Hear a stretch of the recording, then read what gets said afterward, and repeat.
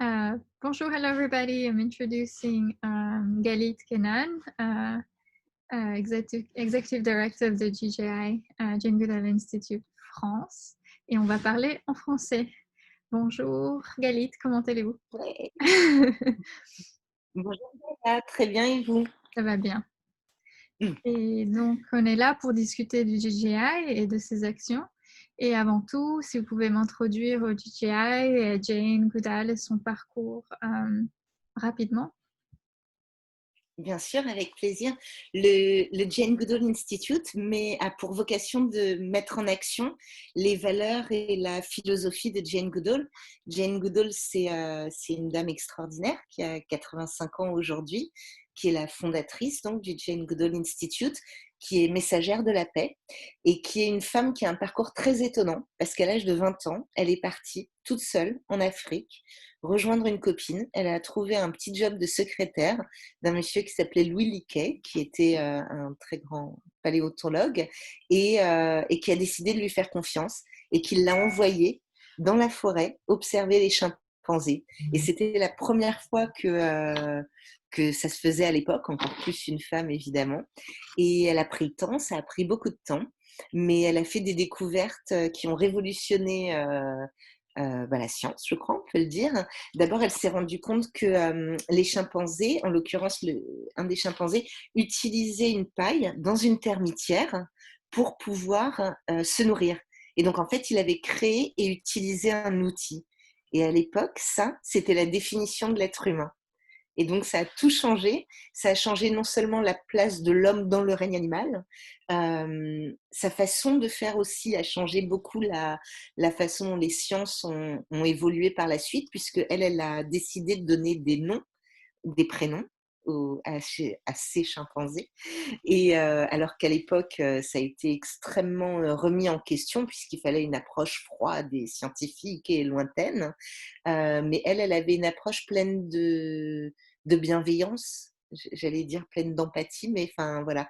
Et elle a fait aussi des découvertes sur la sociabilité des chimpanzés, sur leur caractère, sur leur personnalité, sur le fait qu'ils vivaient les deuils, comment est-ce qu'ils les vivaient, quels étaient les rites, etc., qui pouvaient être faits. Et tout ça a complètement changé les choses. Et un jour, Jane s'est rendue compte que pour sauver les chimpanzés, donc en l'occurrence c'était à Gombe en Tanzanie, il fallait sauver la nature, leur habitat naturel, et parce qu'il y avait une déforestation énorme qui était en place à l'époque et qui continue malheureusement aujourd'hui, et que tout ça ne pouvait se faire que si les gens qui habitent autour sont impliqués et sont partie prenante et sont acteurs de cette stratégie de conservation. Et du coup, tout ça, c'est vraiment le cœur du Jane Goodall Institute. C'est œuvrer à un vivre ensemble apaisé entre les hommes, les autres animaux et la nature. Ouais. Donc, dans ça, préserver la biodiversité et le développement durable par l'éducation. Et Jane est aujourd'hui, enfin, vous l'expliquerez mieux que moi, un visage, un porte-parole très important pour l'environnement. C'est vrai qu'on a cette chance elle est devenue d'une scientifique, elle est devenue activiste, elle passe 300 jours par an à transmettre son message aux enfants comme aux adultes, comme aux politiques, comme aux puissants, enfin à tout le monde. Elle a monté un programme qui s'appelle Roots and Shoots, qui aujourd'hui regroupe plus de 700 000 jeunes dans le monde entier, dans plus de 100 pays, et ces jeunes décident eux-mêmes quelles actions, en fonction de leur environnement, ils commencent en cartographiant autour d'eux qu'est-ce qu'il y a au niveau des humains, des animaux et de la nature, et comment je peux aider, qu'est-ce que je peux faire. Et en fait, ils se rendent compte qu'en agissant, il y a des résultats, et que quand on a des résultats, ben, on est super content, donc on a envie d'en faire encore plus, on a envie de le célébrer, on a envie de le dire aux autres, ça donne envie aux autres, et les autres aussi continuent. Donc voilà, c'est un cercle vertueux qui se met en place, surtout qu'on a la chance d'avoir des jeunes générations beaucoup plus sensibilisées que celles d'avant n'ont pu l'être à toutes ces problématiques. Au respect de la nature et de l'environnement et des animaux. Ouais, Et rapidement, vis-à-vis exactement. vis-à-vis du Covid, Galit, quelles sont les actions que vous mettez en place par rapport à la situation difficile que cela mène sur le terrain pour vous? Bien sûr. Alors, la première conséquence du Covid pour le Jane Goodall Institute, alors je ne vais pas donner une conséquence pratique, mais la chose qui me marque énormément, c'est combien les gens ont de plus en plus conscience que tout est lié et que tout est Mmh. connecté.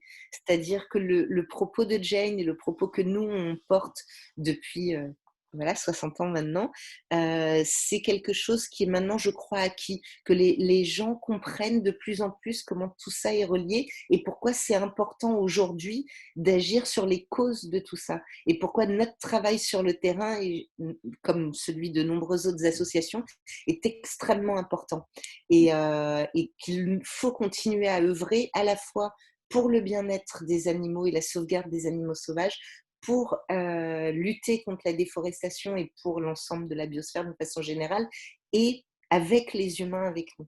Et que c'est en travaillant sur les trois. Donc ça va être peut-être la première conséquence que je voulais dire. Mais sinon, sur le terrain, les conséquences, elles sont différentes en fonction des lieux. Pour tout le monde, il y a la peur. On a tous très peur de transmettre. Comme vous savez, 98,6 de notre ADN, on le partage avec les chimpanzés. Donc, les zoonoses sont extrêmement importantes et la maladie peut passer d'un hôte à l'autre facilement. Donc, il y a beaucoup de mesures barrières qu'on doit prendre en place, ce qui coûte un peu de sous, ce qui prend un peu de temps, ce qui est voilà, contraignant. Mmh. Mais oui, on doit fermer, le public ne peut plus y accéder. On essaie d'avoir un public le plus restreint, mais on est obligé de continuer à soigner, à nourrir certains animaux. Donc voilà. Il y a une hausse, on en parlait, une hausse du braconnage et du trafic illicite des animaux qui malheureusement est vraiment un des plus gros trafics au monde et qui utilise cette période pour essayer d'autant plus d'intensifier leurs actions. Donc nos éco-gardes sur le terrain et tout le monde est vraiment à pied d'œuvre pour essayer de se protéger. Vous avez certainement entendu, là il y a eu 17 morts en RDC Mmh. chez des éco-gardes, en Ouganda. Enfin, ouais, la situation est quand même difficile Mmh. sur le terrain et en plus, bien sûr, les populations locales ayant moins à manger, pouvant moins voyager, sont d'autant plus tentées d'aller à la fois abattre des arbres et surtout tuer des animaux. Complètement. C'est triste, mais en tout cas, merci beaucoup pour votre temps. Jane est un Merci à exemple vous, pour tout le Gaga. monde et la fondation avec tout ce que vous faites, c'est Euh, incroyable et merci pour, votre temps et l'interview aussi incroyable en live. Merci beaucoup. Merci Gaïa pour Merci votre soutien et pour ce partage des valeurs qu'on ressent très profondément. Merci beaucoup. à vous. Au revoir.